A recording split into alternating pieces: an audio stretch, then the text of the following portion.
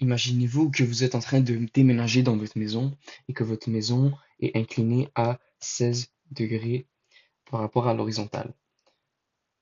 Le coefficient de frottement du plancher est de 0,25.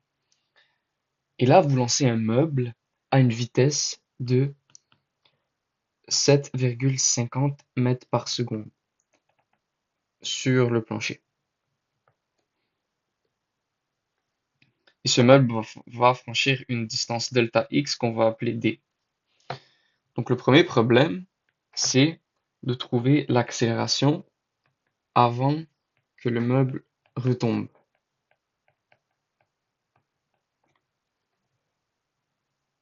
Donc ici, je vais faire mes forces avec l'axe par rapport vers la droite, l'axe des x positif vers la droite, y vers le haut. Donc j'ai ma force gravitationnelle, j'ai ma force normale, mon frottement cinétique inverse au déplacement, et c'est tout. Ensuite, pour trouver mon accélération, je peux utiliser selon, je vais faire la somme des forces en x, donc F, somme des forces en x est égale à m à x, et là moi je veux trouver l'accélération. Donc si je décompose ma somme, j'ai moins Fc, parce que c'est vers la gauche, moins Fgx, qui est égal à m à x. Jusqu'à là, ça va. Ensuite, rappelez-vous que coefficient, la force de frottement cinétique, c'est μc fois la normale. Donc ici, moins μc fois n, moins mg, comme c'est x, donc ici, on a un triangle semblable, l'angle θ se retrouve ici. Donc si on veut le x, ça va être sin de θ. Parce qu'on a le côté opposé ici, le côté adjacent ici. Ça, c'est égal à m fois ax. Maintenant, on a plusieurs inconnus. On a n, la normale, on a m, qui est la masse. Donc on va les voir en y. Somme des forces en y, comme le meuble ne décolle pas sur l'axe des y, la somme des forces doit donner 0. Donc ici, on se retrouve avec la normale vers le haut, moins la composante en y de la force gravitationnelle, qui va donner 0. Donc ici, c'est ce côté ici, côté adjacent. Donc on va y aller avec cos. N est égal à n moins mg fois cos de θ est égal à 0. Donc n est égal à mg fois cos de θ. Ensuite, on va prendre notre n, et on va le remplacer dans notre expression en x, donc μc fois m fois g cos de θ, moins mg fois sin de θ est égal à m fois ax. Maintenant, comme la masse se retrouve dans chaque terme, on peut tout simplement annuler les masses. Donc m ici, m ici, m ici.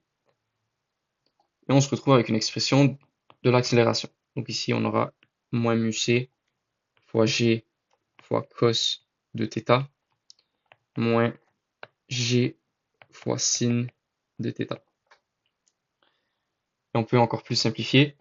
Ax va être égal à moins g. On peut mettre en évidence le g, un moins g. Donc μc fois cos de θ plus sin de θ. Donc Ax, si vous prenez vos données et vous les rentrez ici, ça va de vous donner moins 5,05 mètres par seconde carré. Ensuite, la deuxième galère, on pourrait vous demander quelle est la distance franchie, donc quelle est la valeur de d, avant qu'elle retombe vers le bas. Donc, comme on a notre accélération ici, qui est égale à, on avait dit, moins 5,05 mètres par seconde carré, on peut utiliser les formules de la cinématique pour trouver notre distance. Donc, si on prend Vx à la 2 est égal à Vxo à la 2 plus 2ax, on a notre accélération, on a notre distance ici. Maintenant, la vitesse initiale, on avait dit que c'était au début du problème 7,50. Donc, je vais le réécrire ici. VO est égal à 7,5 mètres par seconde. Et avant qu'elle retombe, si elle retombe, c'est-à-dire que on aura une distance maximale. Donc, mon Vx est égal à 0. Donc, ici, ça va faire 0 est égal à 7,5 à la 2 plus 2ax delta x. Il suffit simplement ici d'isoler mon delta x. Donc delta x, donc on y va étape à la fois, moins 7,5 à la 2 est égal à 2ax delta x. Donc delta x est égal à moins 7,5 à la 2 sur 2 fois ax, qui est l'accélération qu'on a trouvée tantôt. Ça nous donne que delta x, qui est égal à la distance d, va être égal à 5,56 mètres. On pourrait aussi vous demander l'accélération du meuble lorsque celui-ci descend la pente ou le plancher. Donc rappelez-vous que l'angle θ ici est égal à 16. Étant donné que maintenant on retombe, on a inversé l'axe des x. Donc au début on était vers la droite, ici on est vers la gauche. On a notre force gravitationnelle vers le bas, la force normale perpendiculaire. Étant donné qu'on se déplace vers la gauche, on va mettre l'affrontement cinétique vers la droite. Si on commence cette fois avec la somme des forces en Y qui est égale à 0, étant donné que l'orientation des forces en Y n'a pas changé, on va simplement reprendre l'expression ici.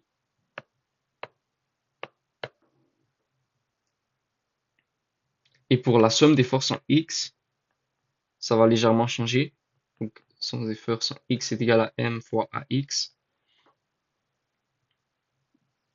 Donc ici, on va mettre moins la force de frottement cinétique plus le FG en X.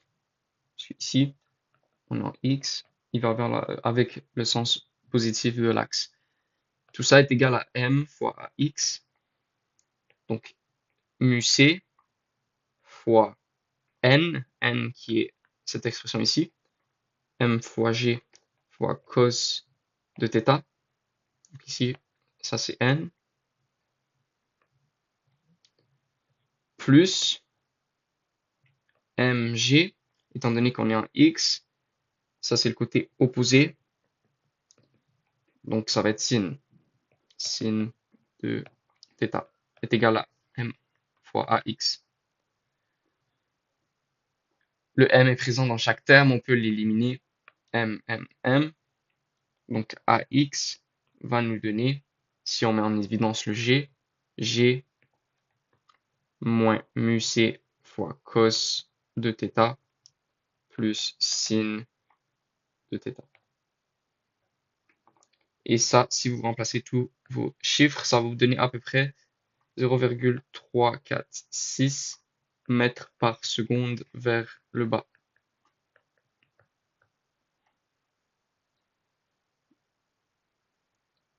Étant donné qu'on suit l'axe X, cette réponse va être vers le bas, mais sans nécessairement être négative, contrairement à l'accélération qu'on avait trouvée dans le A, où on est négatif parce qu'on monte.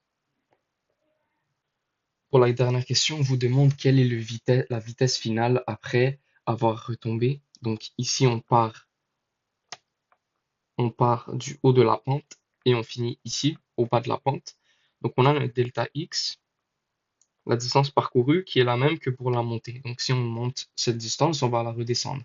Donc ici, notre delta x était de 5,56 mètres. Notre Vx initial, c'est notre V final de la montée.